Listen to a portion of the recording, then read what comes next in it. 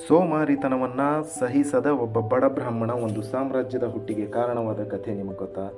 ಆಚಾರ್ಯ ಚಾಣಕ್ಯ ಪ್ರಾಚೀನ ಭಾರತದ ಮಹಾನ್ ರಾಜತಾಂತ್ರಿಕ. ಕ್ರಿಸ್ತಪೂರ್ವ 371ರಲ್ಲಿ ಜನಿಸಿದ ಈ ಕೌಟಿಲ್ಯ ಮಗಧ ವಂಶಕ್ಕೆ ಮಣ್ಣು ತಿನ್ನಿಸಿ ಮೌರ್ಯ ಸಾಮ್ರಾಜ್ಯ ಸ್ಥಾಪಿಸಿದ್ದು ಅತಿ ರೋಚಕ ಕಥೆ. ಮಗಧ ರಾಜ ನಂದನಿಂದ ಅವಮಾನಿತನಾದ ಚಾಣಕ್ಯ ಮಗಧ ವಂಶವನ್ನು ನಿರ್ನಾಮ ಮಾಡುವವರೆಗೆ ತನ್ನ ಬಿಚ್ಚಿದ ಜಟೆ ಕಟ್ಟುವುದಿಲ್ಲ ಎಂದು ಶಪಥಗೈದು ಚಂದ್ರಗುಪ್ತನ ಸಹಾಯದಿಂದ ಮಗಧ ವಂಶವನ್ನು ನಾಶ ಮಾಡಿ ಮೌರ್ಯ ಸಾಮ್ರಾಜ್ಯ ಸ್ಥಾಪಿಸಿದ ಈತನ ನೀತಿಗಳು ಕೌಟಿಲ್ಯ ನೀತಿ ಎಂದೇ ಅಭ್ಯಸಿಸಲ್ಪಡುತ್ತವೆ. ಜ್ಞಾನವೇ ಮನುಷ್ಯನ ದೊಡ್ಡ ಶಕ್ತಿ ಮತ್ತು ದುರ್ಜನ ಹಾಗೂ ಸರ್ಪದ ಆಯ್ಕೆ ಬಂದಾಗ ಸರ್ಪದ ಆಯ್ಕೆ ಮಾಡಿಕೊಳ್ಳಬೇಕು ಎಂದು ಸಾರಿದ ಈತನ ಈ ಅಂಶ ಈಗಿನ ಕಾಲಕ್ಕೆ ಅತಿ ಸೂಕ್ತ ನೀತಿಯಾಗಿದೆ.